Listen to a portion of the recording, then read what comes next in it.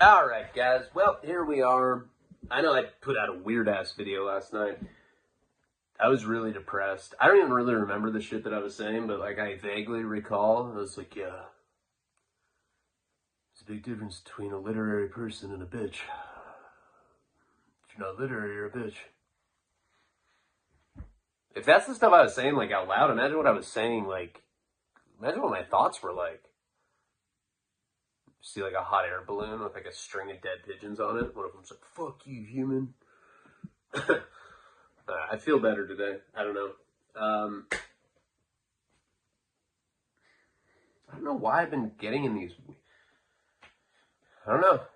But you guys see me consistently enough, you can probably see that there's like these behavioral cycles with the ups and downs. It's really trippy. I don't know. It sucks. Who cares? Let's get into the story.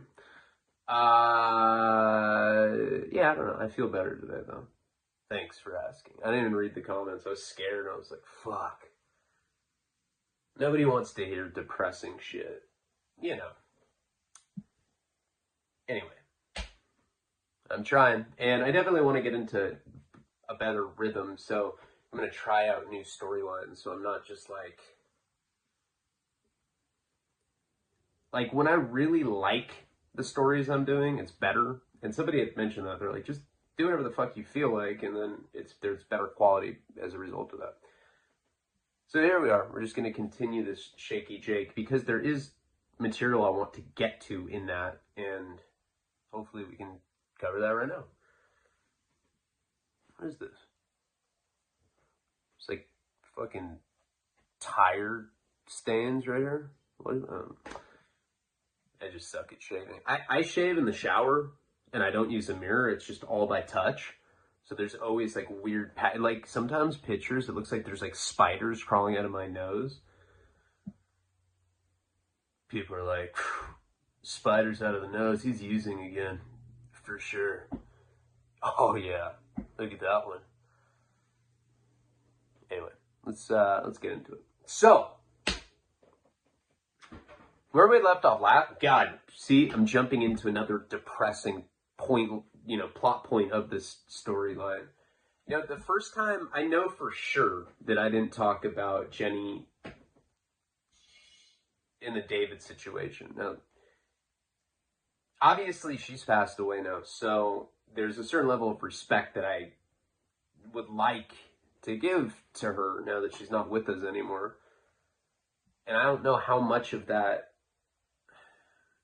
she would want put out there. But thing is I was with her for a long, long time. When you're with somebody for that long, you kind of know, what she would be cool with and what she wouldn't be. Some girls that I've been with are very private. Some are not. And some are like kind of in between. Like Karina, she's the coolest girl I've ever been with. She doesn't really trip on a lot, She kind of like lets me do my thing. And Jenny would talk about when she was, because remember we had talked about she had a really bad childhood. She was literally involved with a mass murder on Christmas. I felt so bad when Christmas would come around. I'd be like, should we get a tree? And she'd just look at me. She'd be like, no. Fucking hate Christmas.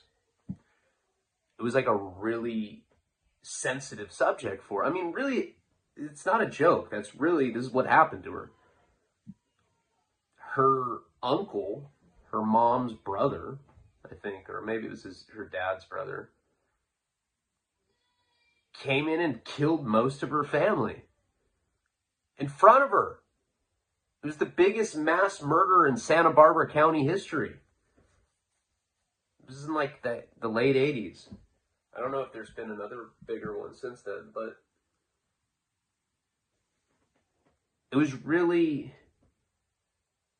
she had a very tough constitution after that. I find that with a lot of people that have really tough I had an amazing childhood. I have no idea why I'm a crackhead. It's probably just for attention. I'm like, oh, what? Not paying attention? What about now, bitch? I'm like in prison. No, I don't know. But I find people that had like really uncomfortable childhoods, like Mickey Avalon is a good example, right? I'm writing a book about him right now, so I get to interview his whole family. He had a horrible childhood. The worst kind of childhood you could ever imagine. You know, his dad was a heroin addict. Dad gets sober. Dad's leaving an AA meeting and gets hit by a drunk driver and gets killed. The only time in his life he was ever sober, leaves an AA meeting and gets killed by a drunk driver. That sounds made up. That is 100% what happened. And then his sister died of a heroin overdose a couple years later. And, you know, spent all those times on the street hustling in Oregon. Just a bunch of bad shit happened to him throughout his life. He's like one of the nicest people I know. And he's tough. So you get that like humility and tough thing, and that's how Jenny was. She was the kind of girl where, you know, you tried to do something to her, she'd fight back for sure. So imagine how and remember, she'd already been raped, or she'd been roofied, and somebody gave her a line of meth when she was in college, and she had a stroke. Became epileptic the rest of her life. So I only knew the strong version of her. So for me to be in federal detention and to hear her on the phone say a guy that I put into her life tried to rape her, you can only imagine how I felt at that time. That's on top of my attorney being like, you're going to do 10 years. Oh. You know, that's on top of racist people. Hey, I don't like you because you're Caucasian, dog. I just wanted to tell you, you know, shit like that. And then kicking methadone, that's fucking icing on the cake. But I was never one of those guys that just let people fuck me over like that. And as soon as she told me that, and then I went to go talk to my attorney, I started thinking about what I could do.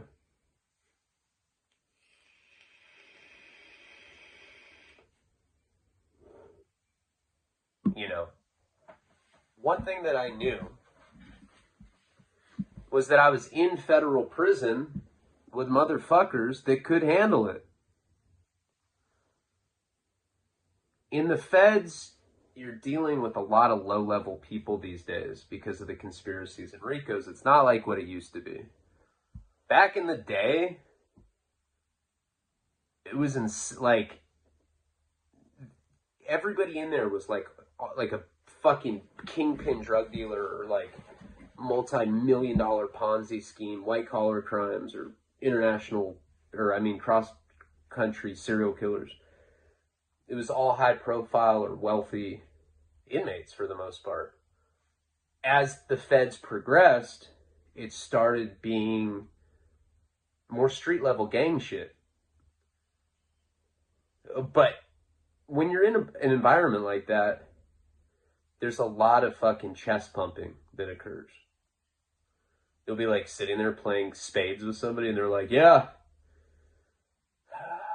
you know, my uncle's doing assassinations right now. I don't know, he's charging like $300. Throws the spade down. You hear people say stuff like that all the time. So I got it in my mind. I'm like, okay, I can probably, because I had money then. It was dwindling.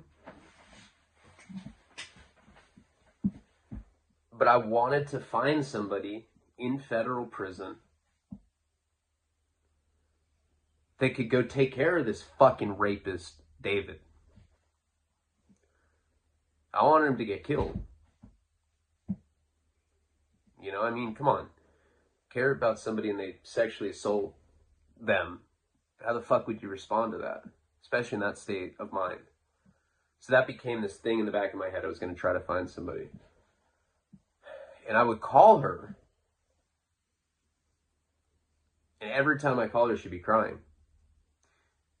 It broke her. This guy, Happy, remember, Happy, it was his 30th birthday, the day that he drove me down there. This is just a few days after that. I'd only been in MDCLA a few days at this point. I'd given him tickets to go see Paul McCartney backstage at Coachella. And when I left, he was smoking heroin off tinfoil. He's probably smoking like $100 worth a day. And he became one of those guys that would do anything we say. Like, hey, dude, pretty much trying to watch you lick Cool Whip off a pickle right now. And he'd be like, so? Let me get some heroin. You know, he was like, would do anything. He'd jump through hoops for us. Right when I left, for some reason, and he'd always been against needles, but for some reason, he started shooting it. And so now him and Jenny are shooting heroin in my house together. He'd be going and like staying with his girlfriend and stuff, but Jenny would tell me on the phone, she's like, he's on the dark side now. I was like, what do you mean? She'd basically tell me in code that he was shooting up. And when that happened, he was like the only semblance of stability that we had at that house. Even though he was basically one of our pawns because he was strung out and he really didn't have money anymore. So the only thing that he could provide was basically like doing us any kind of favor that we wanted him to do. He was taking care of her. You know, she had to get medications. She had to go deal with the business. Just because I went to prison didn't mean that the business had shut down. It continued after I went in there. And that was kind of the whole point. It was like, I'm turning myself in. And she would stay out there and continue to sell dope and use this dude Happy as kind of the guy to run errands, bring the dope to the runners, pretty much do everything that I had been doing. Because as a woman, much more likely to get burned at that point. So he was kind of like jumping in between, and that was his contribution. Now, I don't know if you guys remember, but I got busted April 1st, 2009. The last time I'd seen Jeff, remember, he had been living with us at this house in Santa Barbara on Milpas. That's the house from all the raw footage where we're getting filmed just doing drugs. You know, and we're like, yeah, we're addicted. It's not as cool as you'd think. You know, but like secretly we thought we'd be like wearing bandanas and shit. Yeah. We're thinking about starting a group. You know, they both look like that. Long, greasy hair. If you remember what had happened, I had gotten a gun when I lived there. A little .32 Cobra. And Jeff lied about stealing weed from Jenny. Jenny was epileptic. She needed marijuana to medicate herself so she wouldn't have seizures. We asked Jeff, hey bro, she's out of weed. We would have pounds at the house all the time. For some reason, we just didn't have any. He lied about it. He was working construction at the time. He went to his job. And right after he left, I went up into his room and I could smell it. I could smell freshly smoked bud. And that was like putting a dagger in my heart, man. You know, that was like my best friend, and he fucked me over. Looked through his drawers, because I knew he just smoked. I was like, okay, maybe he had like one bowl, and he wasn't thinking about it. He had like a quarter pound of our weed. I don't know. It's been disputed how much it was. He says it was a couple ounces. I remember it being a quarter pound. I don't know what it was. It doesn't really matter. He had a significant amount. He could have given her weed out of it. And it was weed that he had stolen from us. We knew because it was the kind that we had pounds of. This is a very specific strain. So when he got home from work, I took the gun and I made him open his mouth and I made him suck it like a dick. Yeah, I'm Ryan. I'm a nonviolent drug offender. Hey, can I have sympathy? Thanks. At the time, I was smoking $600 worth of crack cocaine a day. Not saying that that makes what I did right. That's psycho shit. Thought I was in a movie. Like afterwards, I like bumped Immortal Technique. I was like, yeah, fucking oppressed right now, bro. And then I'd like go out to brunch with my dad, be like drinking ice water out of a fucking wine glass, sucking on the ice cubes. After that happened with Jeff, I kicked him out. He was crying. Tears were streaming down his face as I stuck the gun in his mouth. I was like sliding it in and out. I was like, ugh, oh yeah. Ugh. It was really wrong of me to do that. That definitely was not, what he did not warrant that kind of fucking response. And I'm not at all saying that that was okay. It wasn't. So I kicked his ass out. Get the fuck out. I'll kill you, bitch. You know, so I'm saying stuff like that. Now at the time, that was back in 2007. Back in that time, I had started hanging out with some bad people. Dudes that had guns. Fake gangsters. Guys that were like, yeah, pretty much trying to save up $9,000 to get gold grill in my mouth.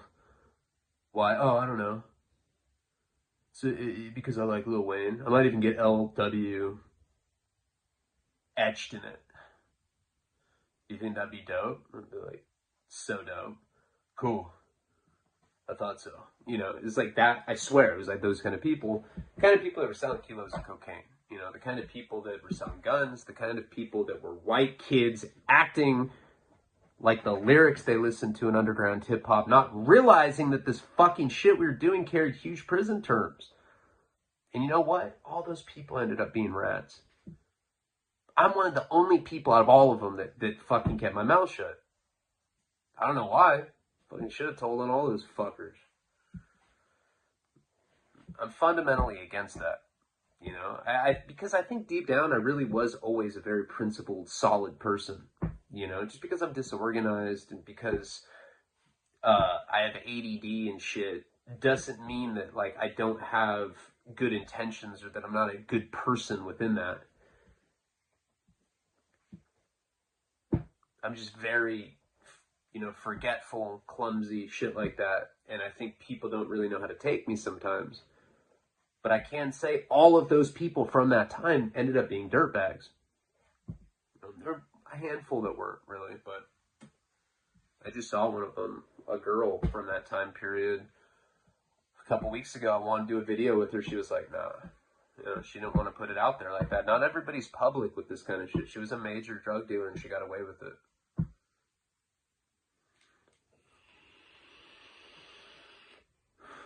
And now she has like a completely normal life, but all those years fueled that, and she's just chilling now. You know, there's some people like that retired and got out of it. After that thing had happened with Jeff,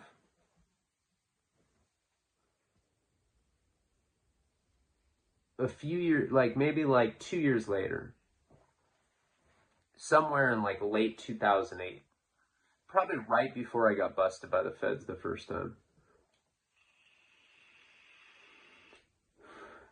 somebody had called me for heroin. Now, this is how it was back then for me. I sold pounds to runners in balloon form. But, like, I wasn't the kind of guy that was dealing with hypes, you know, junkies. Come on, dog, extend me some of that credit, you know. I wasn't really dealing with, like, users. I was dealing with wholesale people that would sell it. But, with that being said, I would still hook up my like core group of people that I grew up with. You know, a lot of the heroin scene in that town is very small. So people would hit me up and be like, hey, can you hook up a gram or whatever? And if I've been friends with somebody for a long time, I'd do it. So I got a call from somebody, and I ended up going and meeting up with them at a gas station. At that point, that's when I was obese. I probably had not had a bowel movement for a month. That's how constipated I was from methadone. I was fat, and I had like spiked my hair, and I wore like plaid designer flannels. Looked like a Guido thug. Looked like I don't know what the fuck I look like, but I didn't look like myself. And I ended up meeting up with this friend at a gas station, and I see Jeff. I had not seen Jeff for like maybe 2 years. Last time I saw him, I put the gun in his mouth. And he just gave me this look like, I honestly, I think he wanted me to put my dick in his mouth. Yeah, it was actually like a look of shock, if you can picture it. Like, now, I didn't know it then, but I talked to him years later, and I'm like, dude, you looked heartbroken, like you missed me. He's like, nah, I was just tripping at how fucking fat you got, bro. It was like,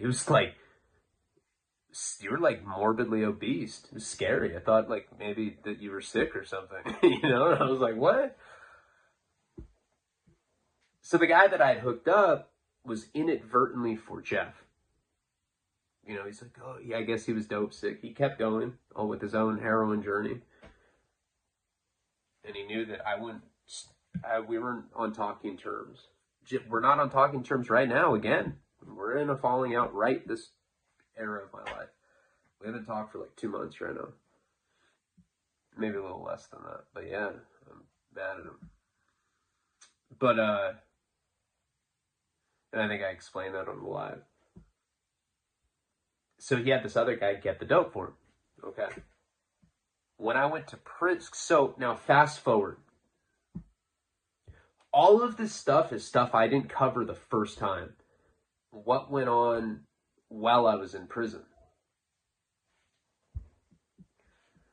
I didn't really know everything that went on until recently. Like, this is all pieced together from Jeff and other people telling me what was going on. So now, I end up getting busted, right? And when I had left, a lot of people thought that I was a rat. I'd been busted with weight, let go. Fair enough. If that happened to somebody else, I would be like, they're a rat.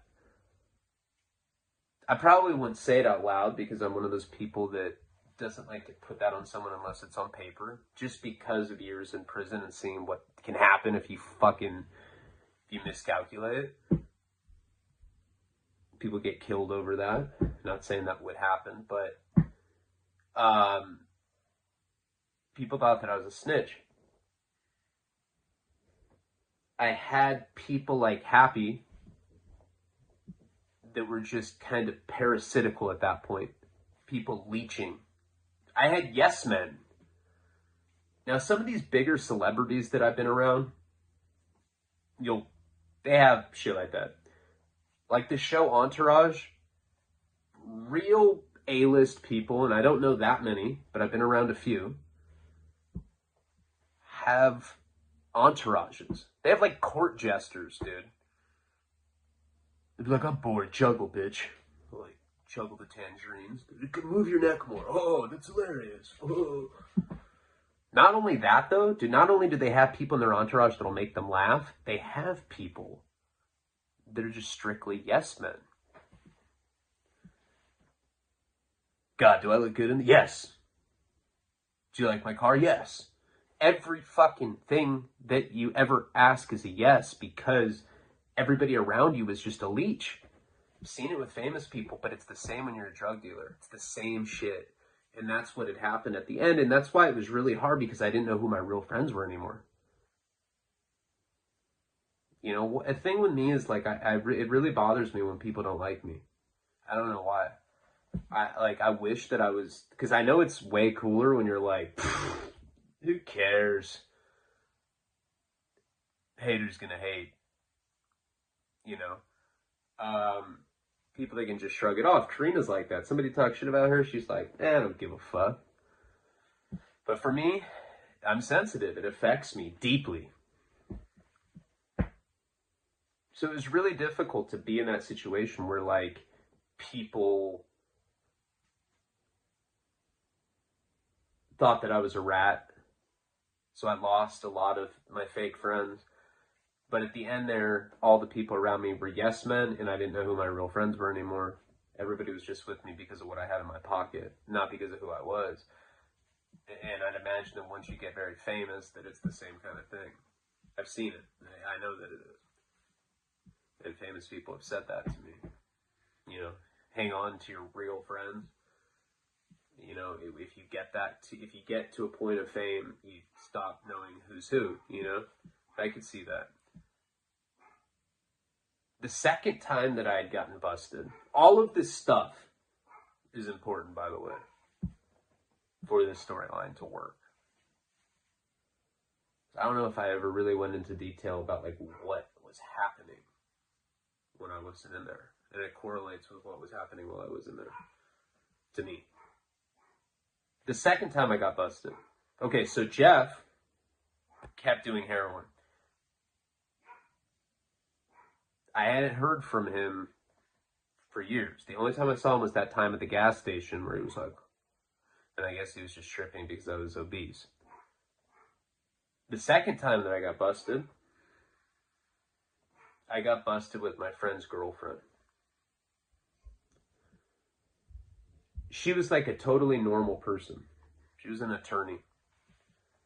She had started shooting heroin, and she was just getting into it. She would come over on her lunch breaks and have me shoot her up. She overdosed at my place. I had to bring her out of an OD one time. Very good-looking girl. Very clean-cut looking. Did not look like a junkie. It was before the drugs had gotten her, you know?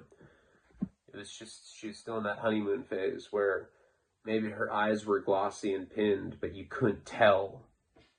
She didn't have like the doughish skin or the acne or, you know, the weight loss, the eyes that are completely void of life. You can tell when somebody's strung out. I can tell instantly.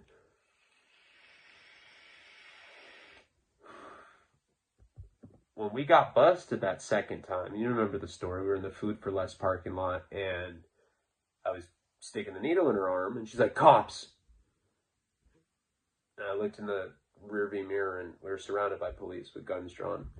DEA jumped out of the Escalade next to us. We're dead, motherfucker, get on the ground, we're dead. That whole situation, right?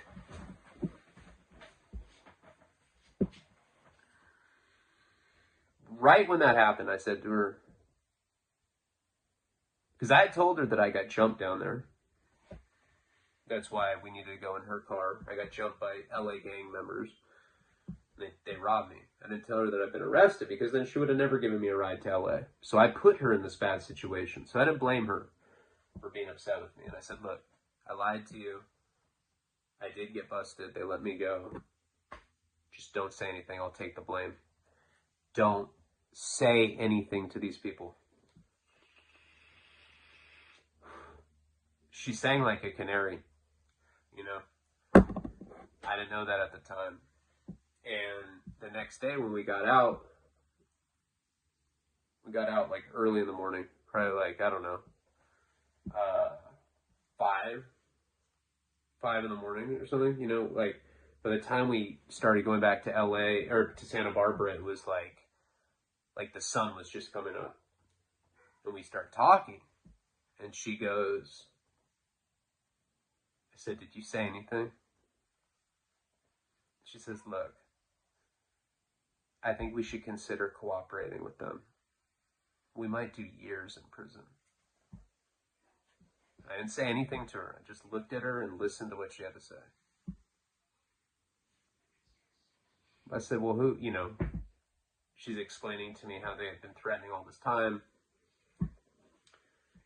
She knew law. She'd gone to law school. She was either an attorney or she was a paralegal and about to become one or something, but something in law. And at the end, I said, who would you tell on if you had to tell on somebody? And she said, Sass. And she went into the story about how he had raped one of her friends up in Santa Cruz. He always had hot chicks. Always. I was too naive at that point to realize that his personality was bunk. And I think he's on the $20 tier. Your personality is bunk and you're ugly. You can be ugly and have a bomb personality and you're okay. You can have a bomb personality. You can, whatever. You know what I'm trying to say. He had nothing. He was fucking ugly and his personality sucked. He was just a fucking lame. He had money though. But it's still, that's how ugly and bad his personality was. The money didn't even make up for it. He always had these fucking beautiful women around. I'm talking beautiful. Like, not Playboy level, but penthouse, hustler level girls all the time. Later, I'd find out they were escorts. And I guess he had... This girl was friends with a lot of these girls, strippers, escorts. High-end, though. Not... like, kind of escorts that would be like a couple grand an hour. And he was always spending the weekend with them, and that's what he was doing. He was paying for them. They were on his payroll.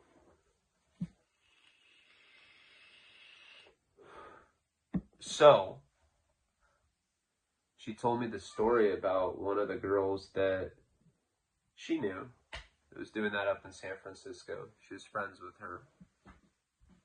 And Sass had this girl's friend go to his house. And they started drinking. He asked her if she wanted to do Molly. She said, yeah. It was a prearranged thing where he was paying to have sex with her. He gave her a drink, I think. Said that there was Molly in it. Something to that effect. Somehow he date raped her. And she woke up tied up with this dude fucking her. Now, he paid for the sex, but he was one of those really sadistic guys that wanted to feel the power because he was sick like that. This girl had to go to the hospital. He'd ripped her anus open. Kept her tied up, begging for him to stop. Horrible shit. She said, I think we should tell on him. He's a rapist. It doesn't matter. I said, did you give them his name? She lied to me and said no. Did you tell them anything about me? She lied to me and said no. I didn't tell them anything about you. All right. She said, but I do have their business card. And I have to call them back with an answer. And she's like, I'm just letting you know I'm going to cooperate.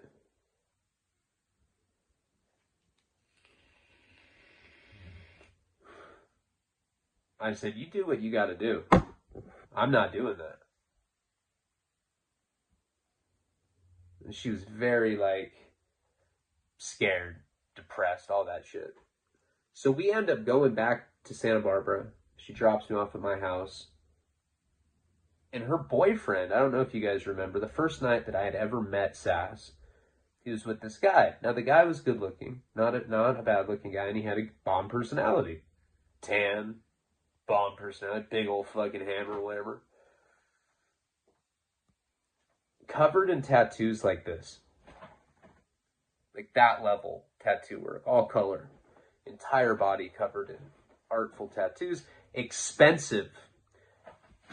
He was kind of a mysterious guy. He was a tagger, but he was like a very like elite. Is there a booger on my nose? Jesus. He was like a very elite hacker or tagger. He showed me photo books where he tagged. He had trains that he had bombed with spray paint in every single state. Like, yeah, this is a train I hit in Alaska. He had all 50 states, and that's what he would do. He was a professional marijuana electrician. He would set up big time illegal grow operations in warehouses. He'd blow up houses. He's the one that set up our grow operations. Now remember, Jenny had been dating a guy that was like probably the top grower in Santa Barbara. To this day, that guy's still up there, you know? But she didn't know how to do like the electrical splits. He could like make it so that we didn't have to pay for electricity because at that time, I don't know how it is in other states, but at that time in California, at least in Santa Barbara County, they were onto it. They could figure it out if you were growing because of the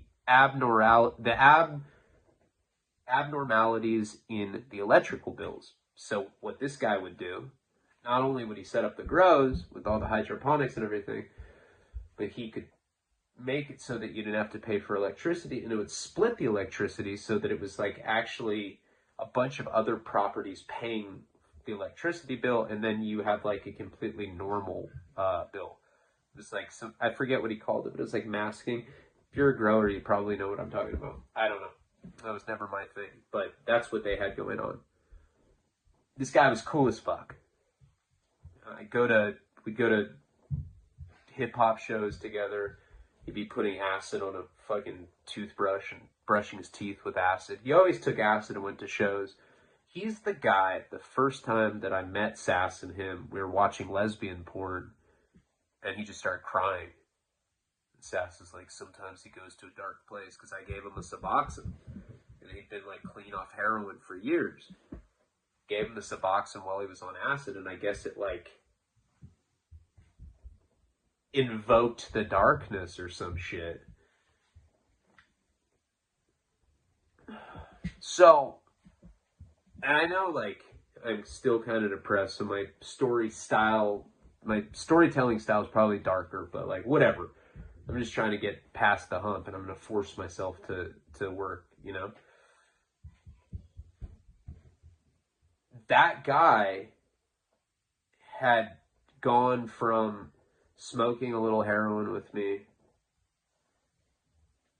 to full-blown addiction again, injecting multiple grams a day. And he was one of my clients. He's one of the people, like I said, I would serve some of my friends.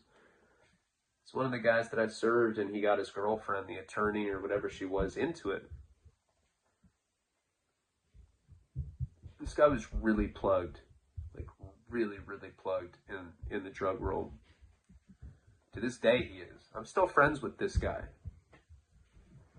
I talked to him probably about a year ago. He's still around.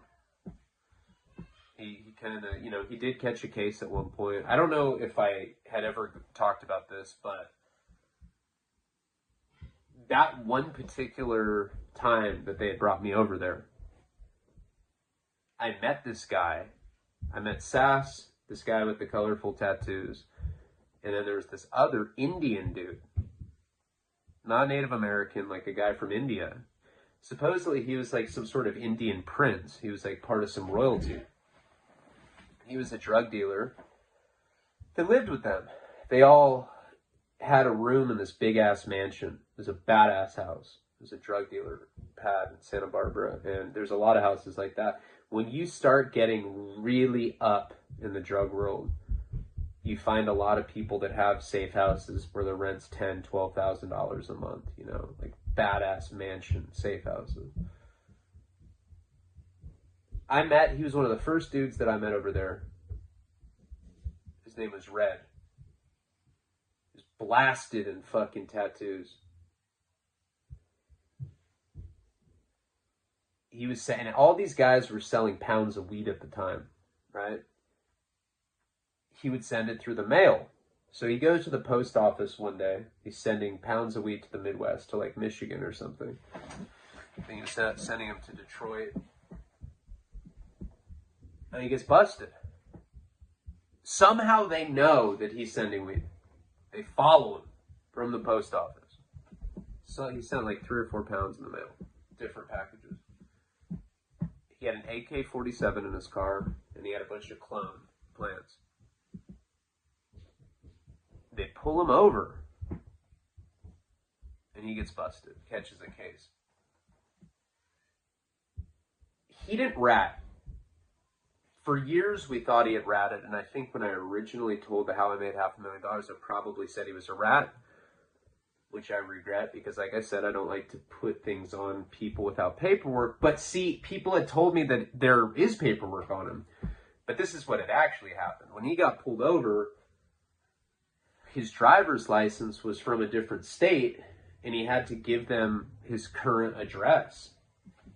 And this fucking idiot gives him the address of the safe house, the one where I originally met Sass, where I watched the lesbian porn. So my friend, the guy with the colored tattoos, and the attorney girlfriend were laying in bed one day. They had their own room in there. Badass room with like a fucking jacuzzi in it, and they had like this waterfall, like skylight and shit. It was really high class shit. And one day the feds come and they raid this house. Now at the time, they didn't have a bunch of Molly or anything at the house. You know, that was Sass's thing. He was the only one in the house that was selling Molly, which is a narcotic. You know, these other people were selling weed. Is that a narcotic? They were selling weed, he was selling hard drugs. Or what they consider hard drugs. And when they raided the house, ow, god damn, man. This like dead skin on my nose is fucking killing me. Sorry. When they raided the house, all they found was a hash lab. They were making butane hash. This was like before wax. This is like the mid-2000s. Wax wasn't a big thing yet. So they were making hash. They were making extracts. And they all got charged with manufacturing. Doesn't carry that much time. They all got like a year in county jail or something. But when that had happened, it was a significant moment because that house got broken up. This guy that I was friends with and his girlfriend became junkies and went and they got their own place. Now, he became a construction worker, just started being very low-key. He would go work construction all day, come home, got paid under-the-table cash, call me, and him and his girlfriend had like a very traditional heroin addict, existence. They had a big sex swing in their apartment. One day, after I'd gotten busted, he gave me a call. We hadn't been talking that much at the end. There was all that friction going on between me and Sass, and, he was friends with him before that, so there was loyalty to him.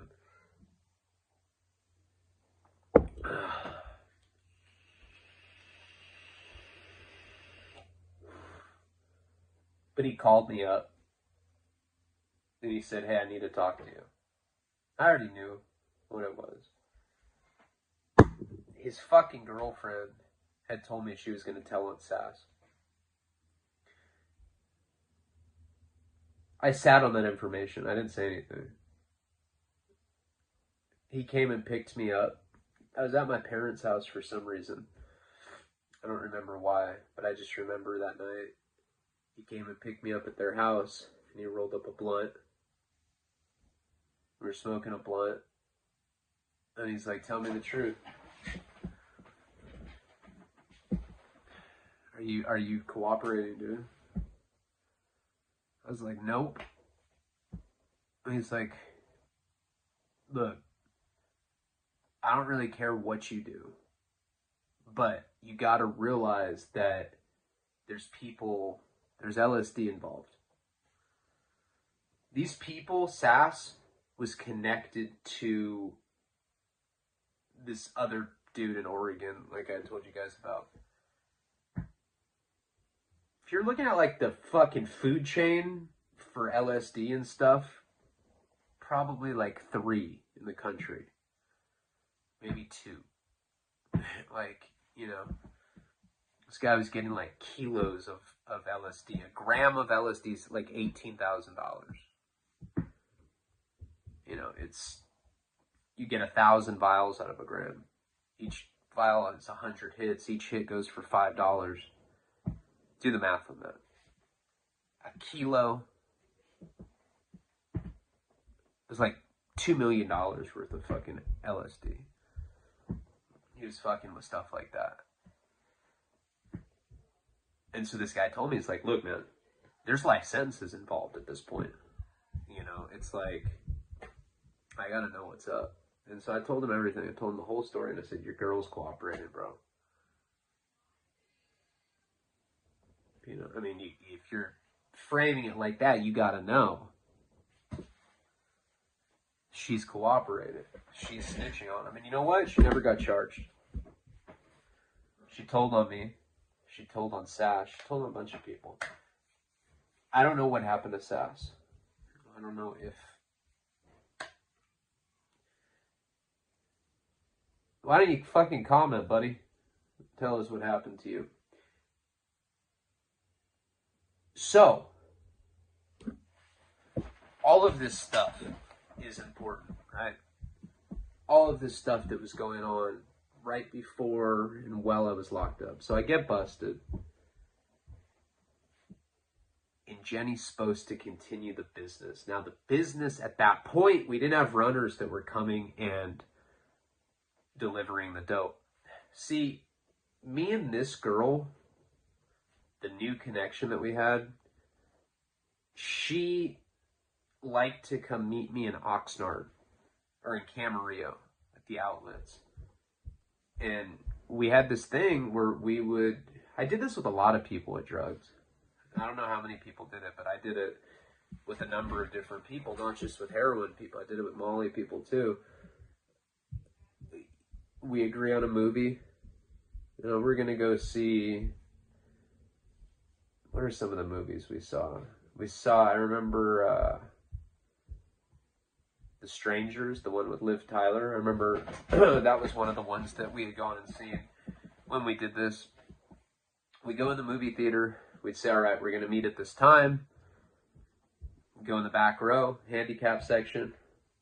And then the person with the drugs would come with a backpack. We'd have a backpack on, and we just exchange backpacks. Like a purple JanSport backpack. We just go sit together in the movie theater. They'd come in late, whatever. The backpack, sit down, leave the backpack, we leave with the backpack. Shit like that. There's a lot of times, you know, you're talking about exchanging shit this, like, big, you know, it's hard to conceal it. So for Jenny to keep the business going, she would have had to drive by herself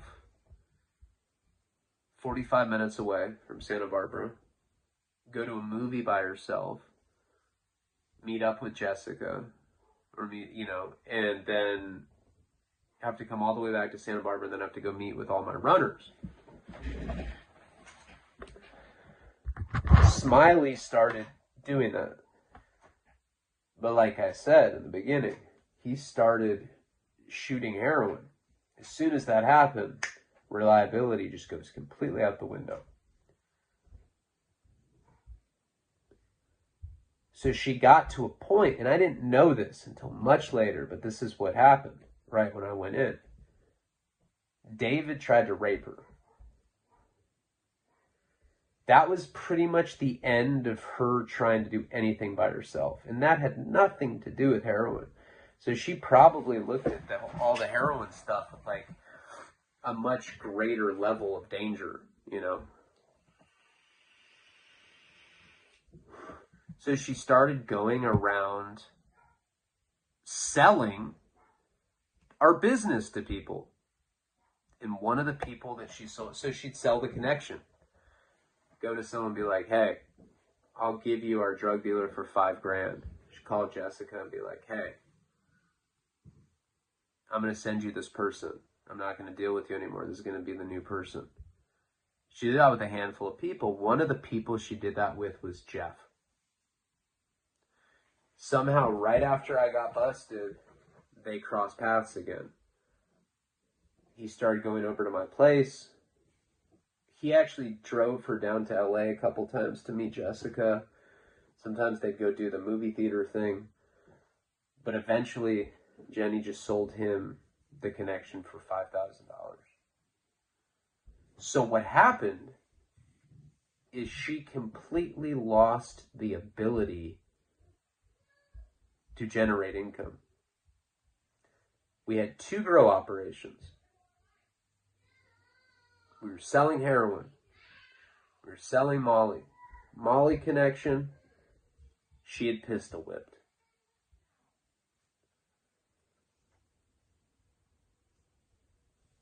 Heroin connection, she was too scared and it was like too much work for her to do by herself. Smiley was supposed to help her, but as soon as he started shooting heroin, he became paralyzed with his addiction. He couldn't do shit.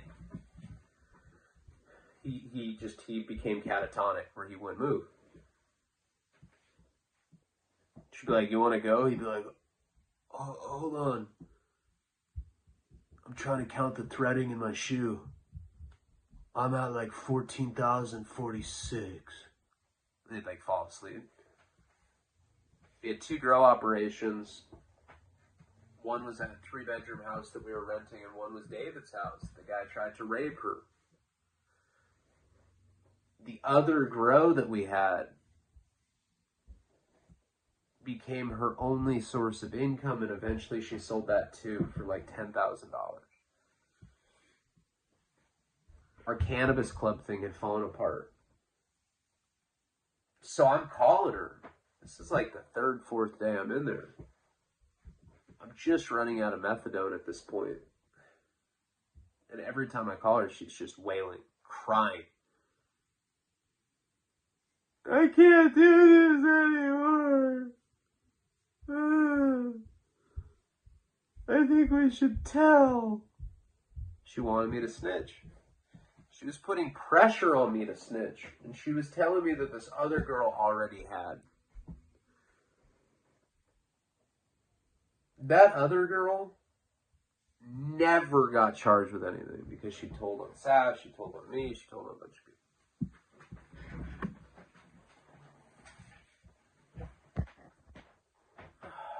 So Jeff ends up taking over my business. Somebody that's a fucking enemy to me at the time. She just completely lost it. I'd call her. This is like in a single day period. I'm calling her multiple times. Every time I'm calling her, she's losing it. I'm starting to hallucinate. I don't know why. Hard for me to tell what happened. What was going on. All I know is what was going on right before I went in and what people have told me since. But that's what I had heard. She just started selling everything. She was still addicted to heroin. She was by herself and she went into almost like a psychosis. Scared. So traumatized from when David tried to rape her. So the reason that I went into all these different backstories with all these different people is one of the first things that I wanted to do was get David killed while I was in prison. Now, there were people, like I had said, that were in prison that talked a tough-ass game. Yeah. People? Yeah, I kill people. Kill people, fuck dogs. I'm a skinhead. You know, shit like that.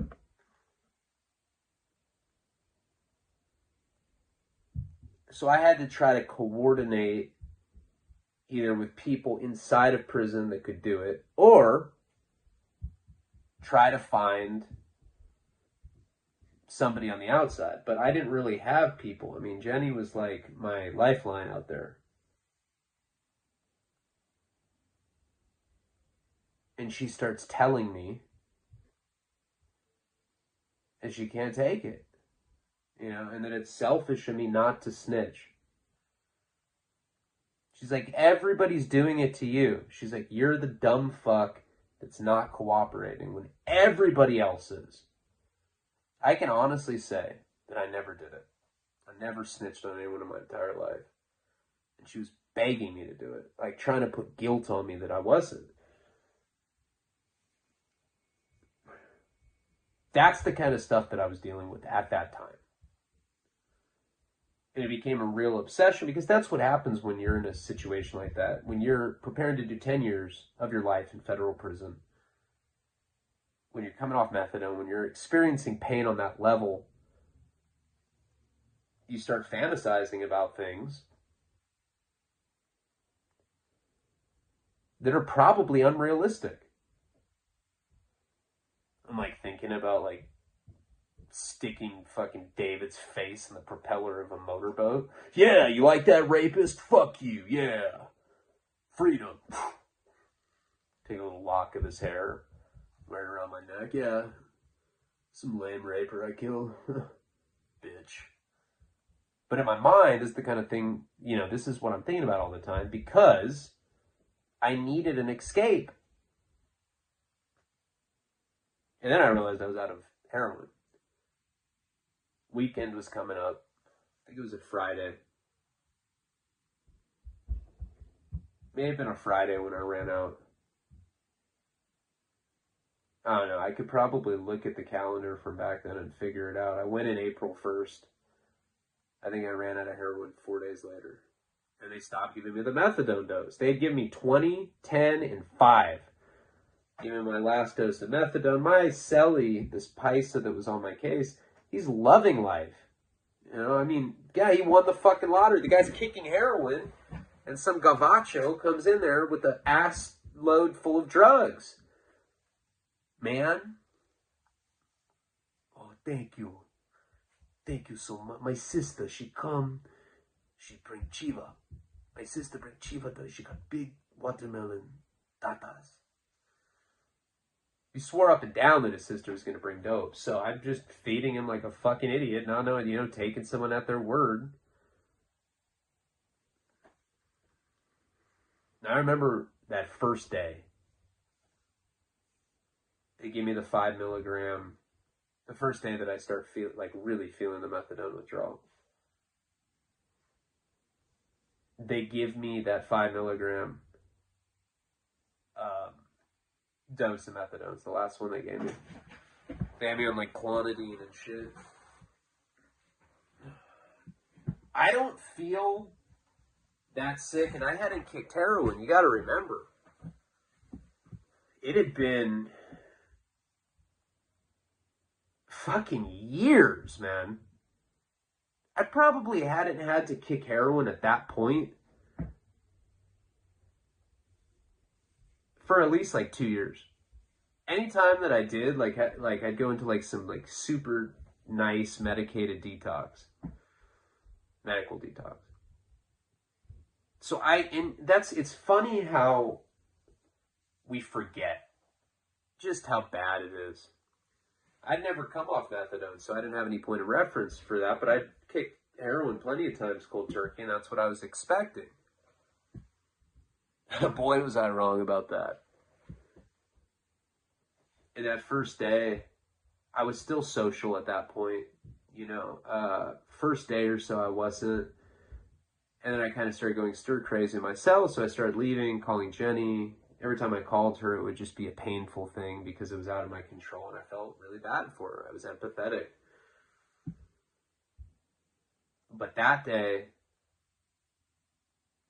after that dose of methadone, is right when I started really feeling sick. Best way that I can describe the onset of methadone withdrawal is warmth. this warm temperature that courses through your body, almost like jacuzzi water. It's the same temperature as the acidic bile that you vomit when you're kicking the shit. And you feel this warmth take over you. And it's followed by intense panic. Because you know, your body is signaling that you're about to go through something very physically traumatic. And we will get into that in new material with all this in the next installment of the return of Shaky Jake. And thank you guys for the patience. I know that I'm not my spunky self right now, but I'm just riding it out, man. Making myself work, and I'm feeling a little better. I don't know. I'm gonna take Nico out to the park right now, try to get some sun so I can be hot and tan. Love you guys, for real. Palabra.